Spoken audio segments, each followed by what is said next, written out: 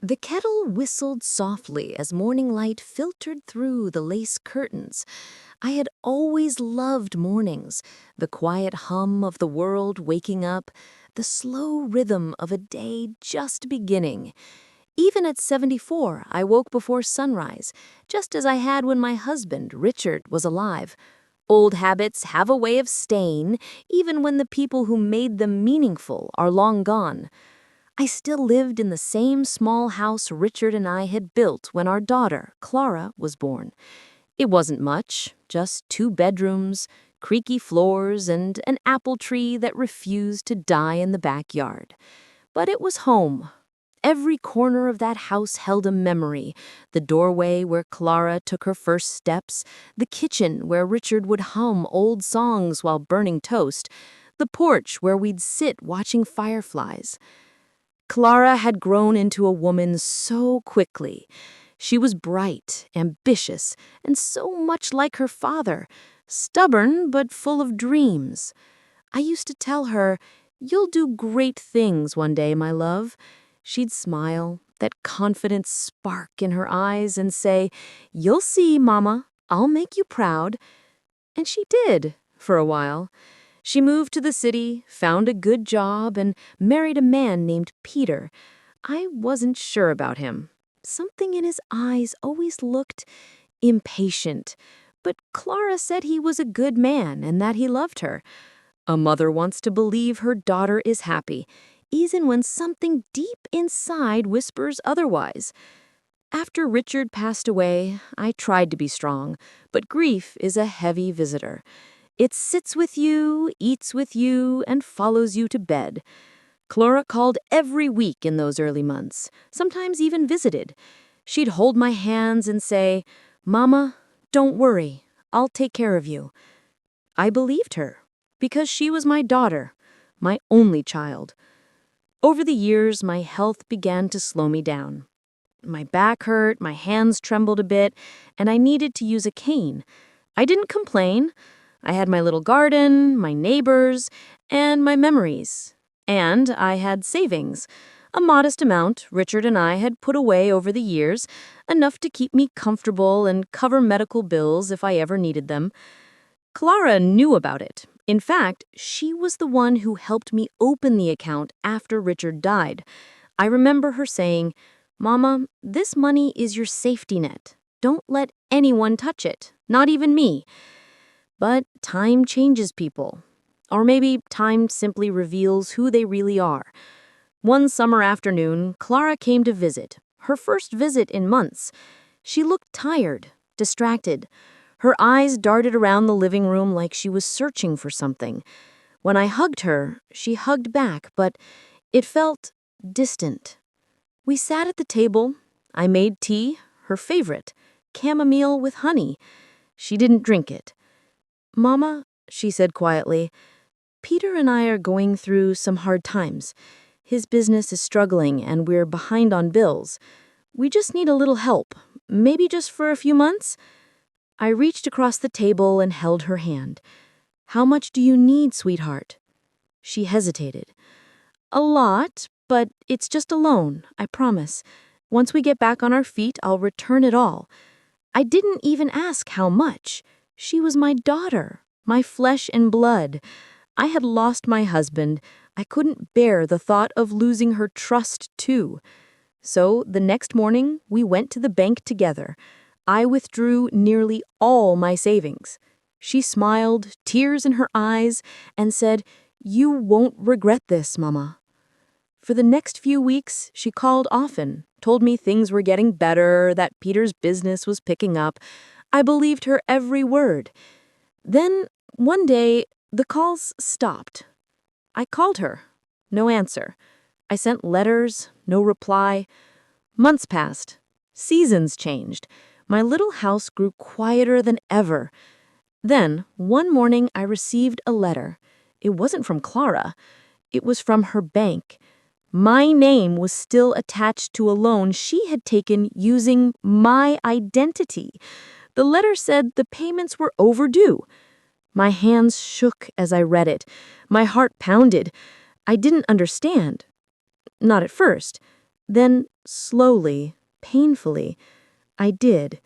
She hadn't just borrowed my money, she had taken my name, my savings, my trust, everything. I sat by the window, staring at the apple tree. Its branches were bare that winter, stripped clean by the cold. I whispered to myself, I gave you everything, Clara. Why wasn't it enough? That night I didn't sleep, not because of anger, but because of sorrow.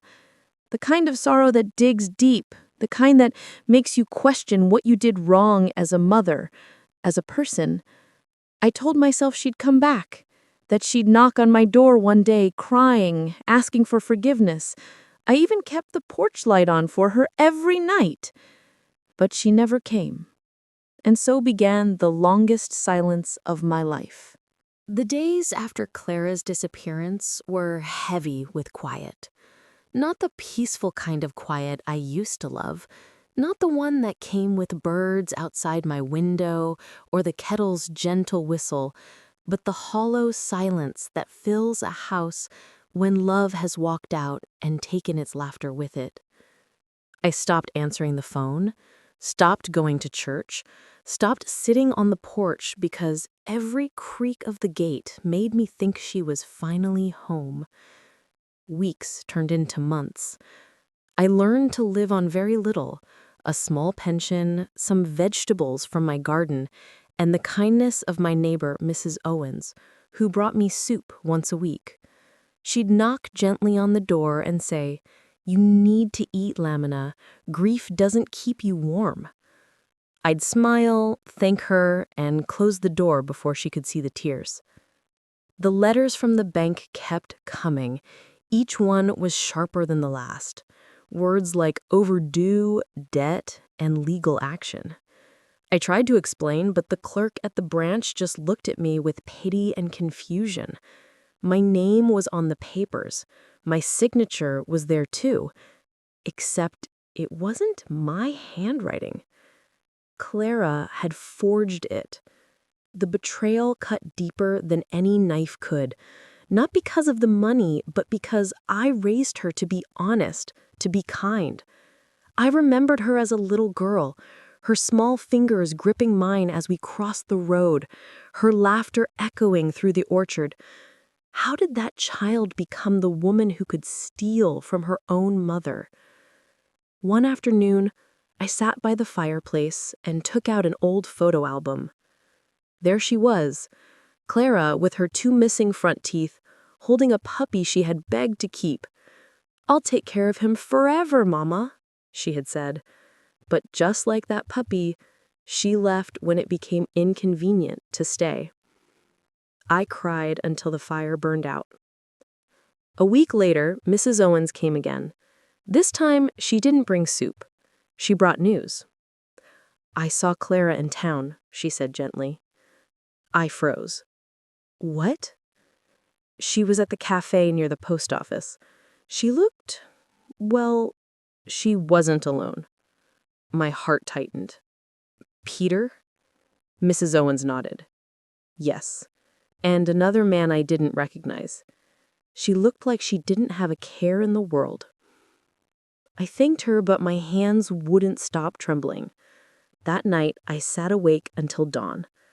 I wanted to hate her. I wanted to scream, to curse, to tear the photos apart. But mothers, we don't stop loving even when love becomes the thing that hurts us most. The next morning, I decided to go into town.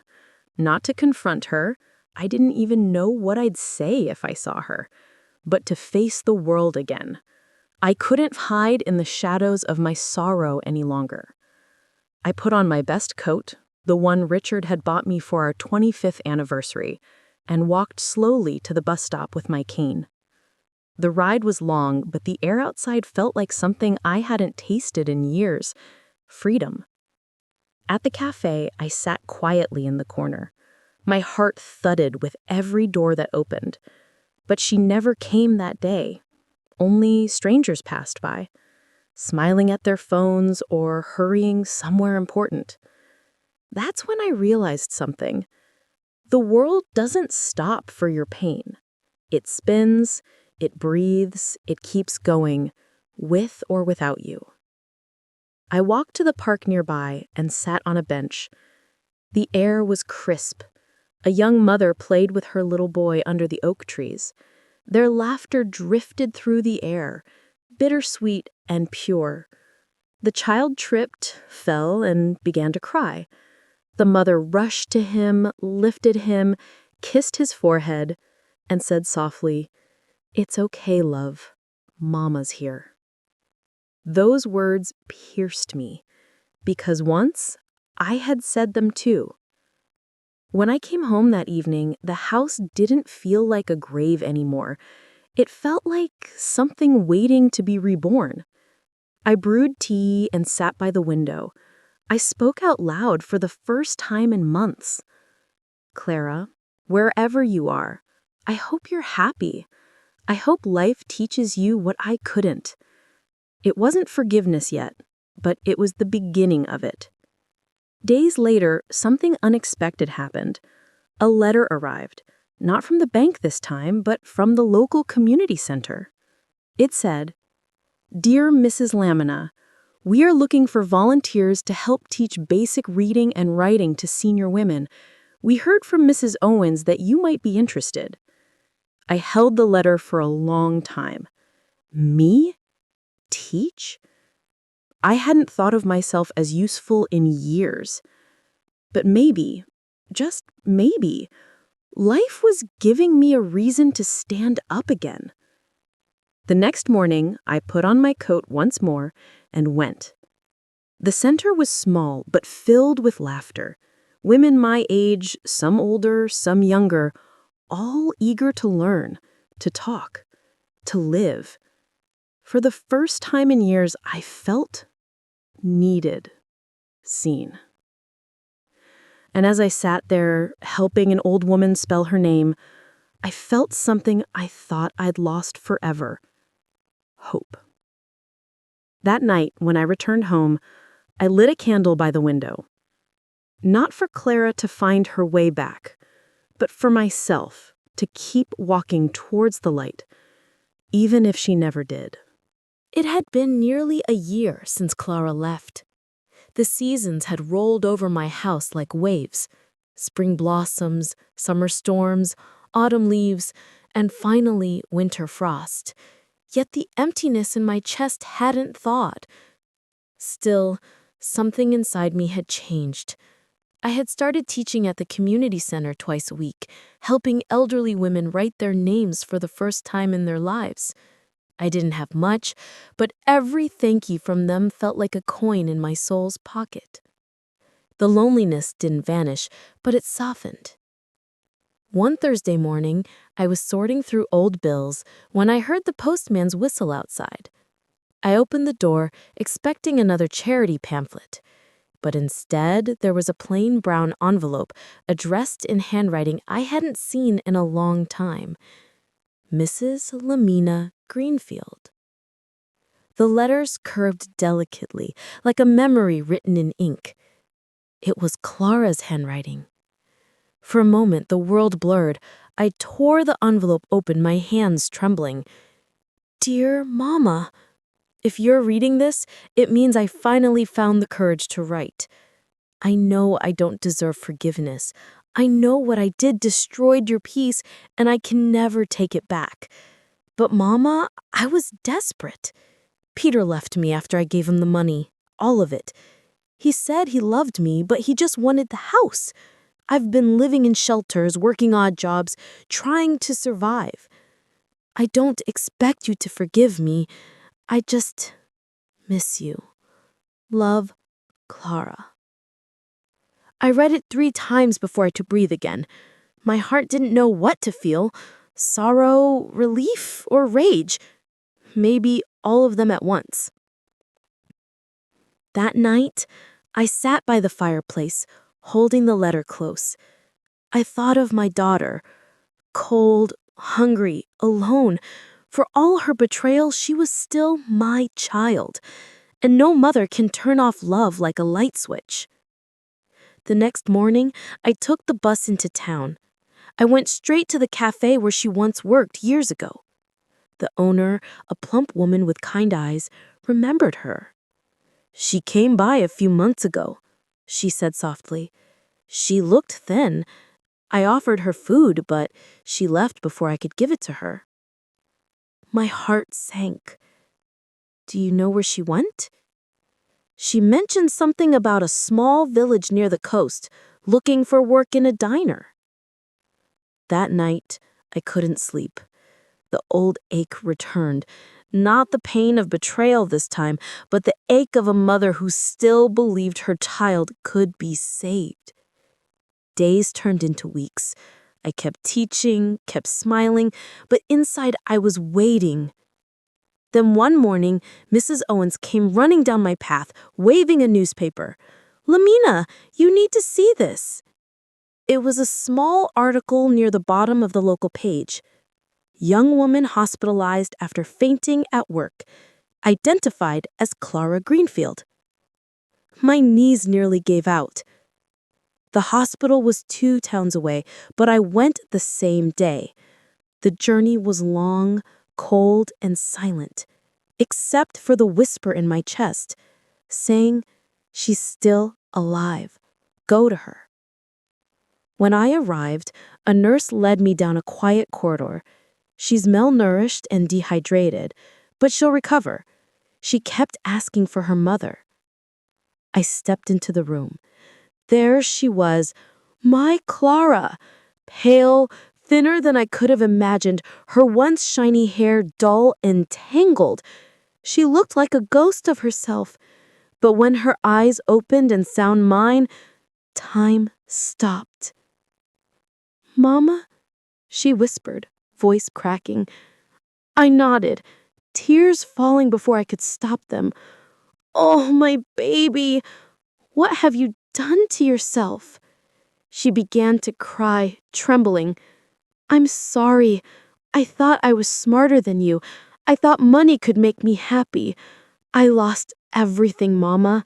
The house, the money, Peter, everything." I took her hand, fragile and cold. "You didn't lose everything, Clara. You still have a mother who loves you." The days that followed were quiet and tender. I stayed by her bedside, reading aloud from old storybooks I used to read when she was little. Sometimes she'd cry, sometimes she'd smile weakly, but slowly she began to heal. Not just her body, but something deeper. When she was discharged, I brought her home.